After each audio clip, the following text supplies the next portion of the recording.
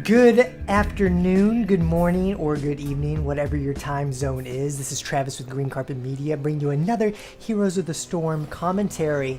It's a little treat, guys, because it is game 4 of 2+2 and Sinix. I guess it wasn't a best of 3. Who knew? Not me, obviously. Good lord. So we do have 2+2 on the left in blue, and we do have Sinix on the right in red. Now, we can look at this game and we can see that Sinix actually has a really interesting combination, guys. I mean, they have the Stitches hook, and they have a lot to follow up on that hook. They got that Chromie blast going. She's got that Sand Dragon blast, that Kamehameha sand orb coming in your face. So that's a ton of damage just raining down, not to mention that we have Cassia doing her spears. It's going to be just a ton of damage. But to hold people in place, we got Zul's root, and we got Malfurion's root as well, entangling root. So it's gonna be sick house up in here. And if you've never seen a sick house before, then I'm not talking about the mentally disabled ward. I'm talking about freaking getting wrecked up in here like NBA Jam style. So we're probably about to see some brutal takedowns from 2+2, but you know, maybe 2+2 is able to weather the storm, especially if Sinix is able to, if Sinix hooks a new Barak. If a nub gets hooked instead, he's got that spell armor. He's not gonna go down too easily, guys, and he's got that bar. Here's something that Chromie can capitalize on. Let's see how much damage she can possibly do. Look at that damage. He is literally at 1%, but there's that Barak hook. You know, you can't get a nub. You got to get those other guys out there. You also have Dahaka, who's able to burrow. He's able to have an adaptation, and he's able to just survive. It looks like Malfurion went down at the bottom. He was not able to take on the Tassadar and Vala. Again, one of my favorite combinations. Tassadar and Vala synergize so well. It's almost like Tassadar and Tracer, or Tassadar and I don't know, some other crazy combination. You know what I don't understand? Why is there no... Oh, here we go. This is it. Boom. Right there. You saw that Chromie did her damage. Chromie did her damage with the Zul root, the bone prison, and then you also saw Stitches rehook him, and then Chromie following up again. It was a dead kerosene. There's nothing you could do. So let's see if they can follow up again. There is the hook, and you saw that Chromie tried to land where the target would have been.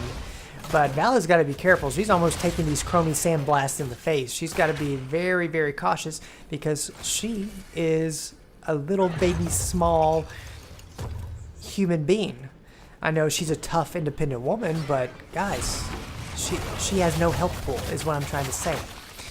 So a Nub and Dahaka are going to be trying to take the Stitches hooks. A Nub more so because Dahaka honestly doesn't have a lot of in the way of escaping, but he's going to try here. It looks like Tassadar is he's in a little bit too deep. Both these guys are way too deep right now. He might not go down, but look how far their health is. Chromie could shoot a Sandblast or a Dragon's Breath or whatever you call it from the other side of the map and then rain on top of them, so they got to be extremely careful how low they get even behind the wall. Nub is soaking up some XP here. He is trying to get as much value for his team as possible. You can see that 2+2 is in the lead when it comes to XP, but not that much. They are slightly increasing here, so these teams are trying to place it. There's the root, and I guarantee you that is a dead Vala, especially with Cassia following up.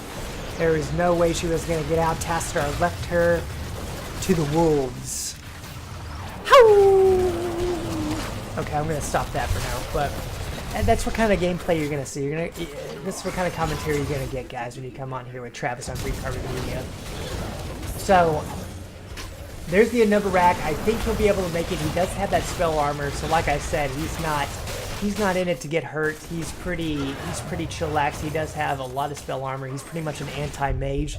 So a Nub, he's all good. He's all gravy. Looks like the Haka's going in for that tongue grab, and maybe they can get some damage on him. But I think Chromie's there gonna follow up. She's not gonna let her boy Zul take any unnecessary damage, especially with that bone armor. He should be fine. Vala is down south, and that's their main damage dealer. You can see. Look at the top left. Just look at who's on the team. You have Vala. That's who's going to be doing the main damage here. It looks like the red team does get their gems turned in before the blue team.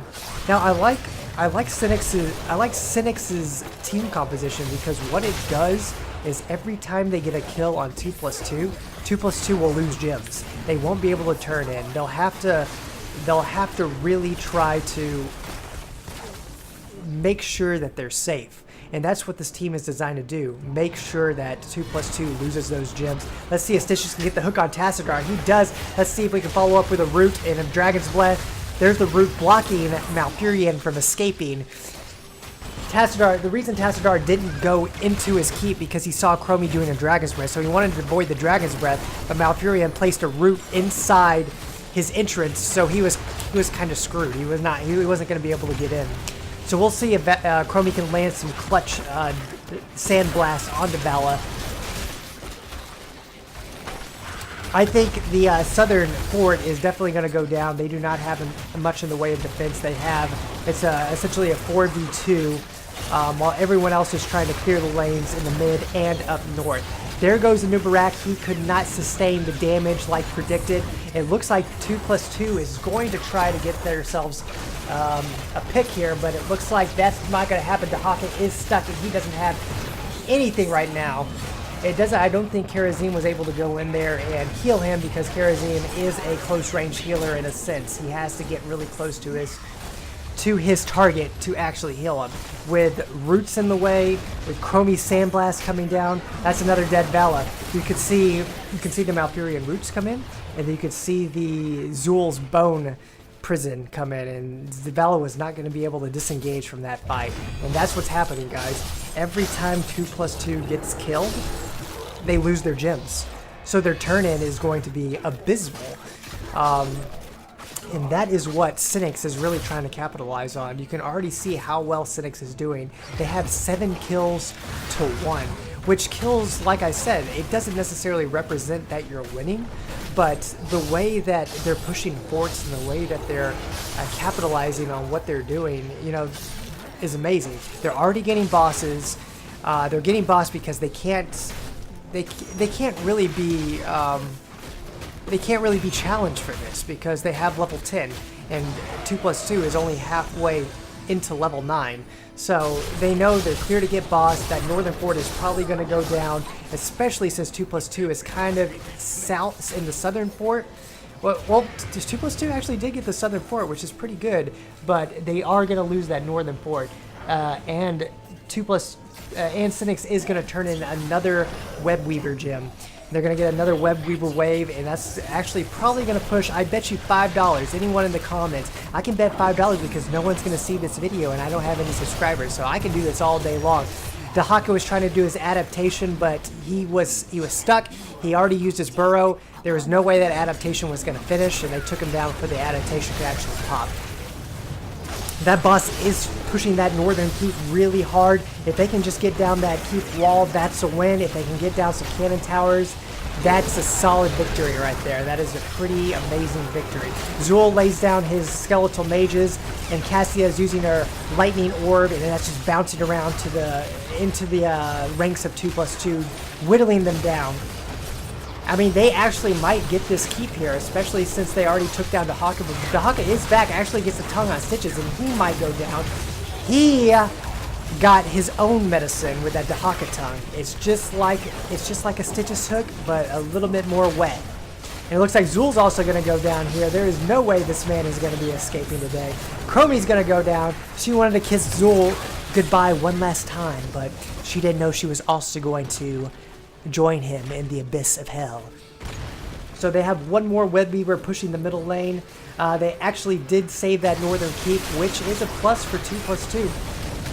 But as soon as that northern keep does go down, that is going to spell a lot of trouble. You can see that Sinix still has 5 of their structures still up. 2+2 on the other hand only has 4. And I would say really they only have 2.5, honestly, because look at that northern keep and look at that southern fort. Southern fort has nothing, and Malfurion is softening up those minions down there, so their minions can push really hard on that southern fort. It looks like there is a fantastic hook right there and a gorge, and that is going to be a dead Valley. That is not a dead Valley. Valley is able to escape because she did get palmed, and it might be actually a dead Zool, but it looks like Zool has managed to escape as well. Maybe not. He did get cocooned, and it's everyone's safe. It looks like everyone's safe except for Nubarak. Was he going to go down? That poor beetle. That poor beetle is going to get killed. Nope, he's going to be safe as well. Stitches is taking a lot of damage, but no one's worried about Stitches. He's able to self-heal. It looks like Valor was able to go down after all with those Chromie. Chromie is just laying waste. Chromie is just laying siege. The Dragon's Breath and the Sand Blast are just falling from the sky, raining like cats and dogs, and money just raining from the heaven. It's money for me because I'm making so much and I understand money so well because my 401k is working so well for me, guys. I did pull out a 401k the other day, and I went through, who did I go through? I went through one of my brokers. He's actually pretty good about setting me up with a very stable 401k. When I put 5% in, I essentially get 5% back, so it's a very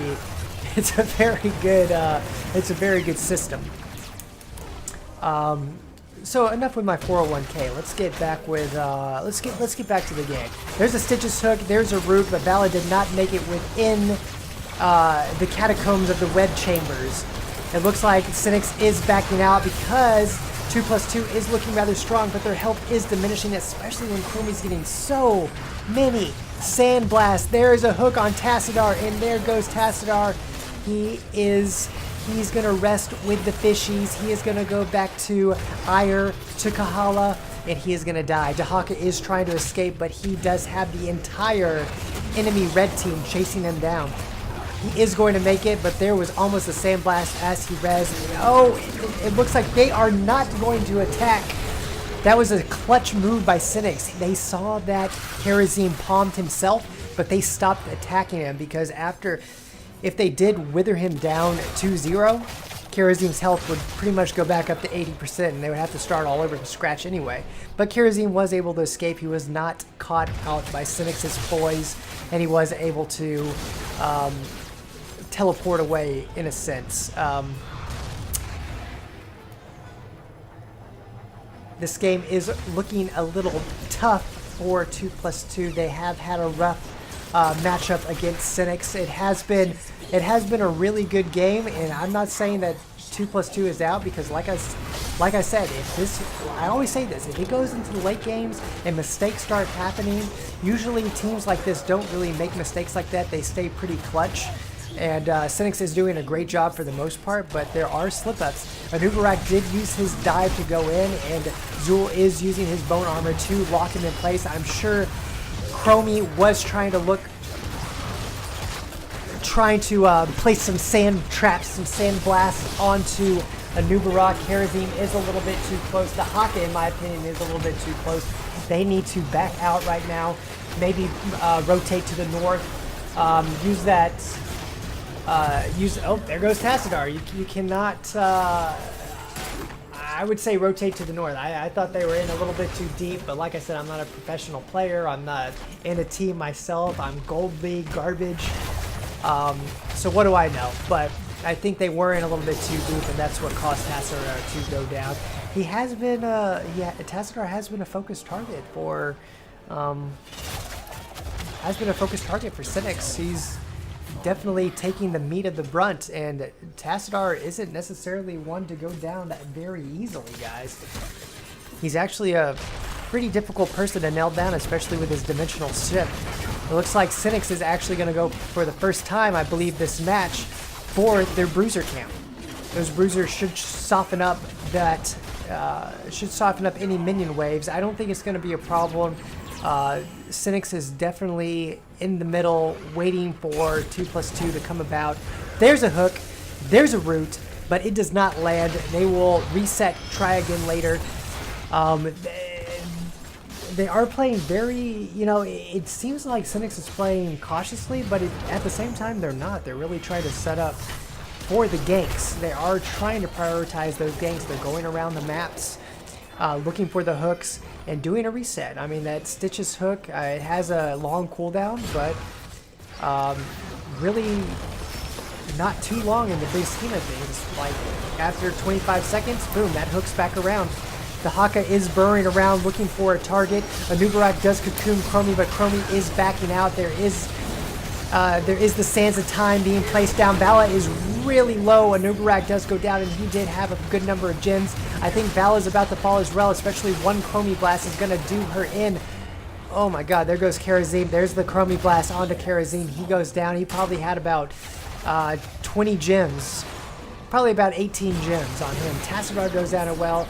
He probably had 2 or 3 gems, so that's a total of 20 gems. You can see right now how difficult it is for 2+2 to maintain those gems. And on to Tomb of the Spider Queen, honestly, if you're not split pushing successfully, it's all about the gank. It's all about getting those spider butts and turning them in to the spider camps. Because if you're not playing that spider game, then boom, you know, you're going to be losing.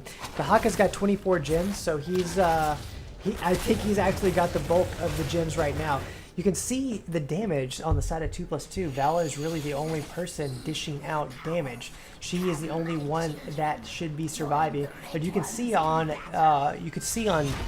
Sinix's side how the damage is spread and how even it is between everyone. So you can see that while one person, it's essentially 2+2 has essentially like a protect the Vala composition, which I enjoy. I do like that. Anubarak does go in. He might not go down. I think he does have that burrow. Looks like Karazim used the palms on him, but it was a little bit too early, and they took him down. This might be GG right here, guys. They are missing a person. They do have the web rooters pushing in. They have a boss pushing in. All 5 members are extremely healthy. They take down Vala. Like I said, their only real damage dealer, Tassadar, is going to go down. And guys, that is GG. Sinix takes this game with a sizable victory. It was a very good composition, and I would definitely say if you want to have fun, draft this composition that Sinix is drafting. Quick match, or even on Tomb of the Spider Queen when you're doing Hero League. It's just a fun comp. So guys, thank you for joining me today. Please subscribe. I don't have any subscribers currently. Actually, I just got one, but it's a personal friend of mine, so don't even worry about that. If you do have any replays that you want to send me, I will definitely cast those. So send those to greencarpetmail at gmail.com. That's greencarpetmail at gmail.com. I would love to cast any games that you guys have available to me. Even the bronziest of bronze hero leagues, I would definitely cast. So please subscribe, please like, leave a comment, and I will catch you guys in the next game. Later.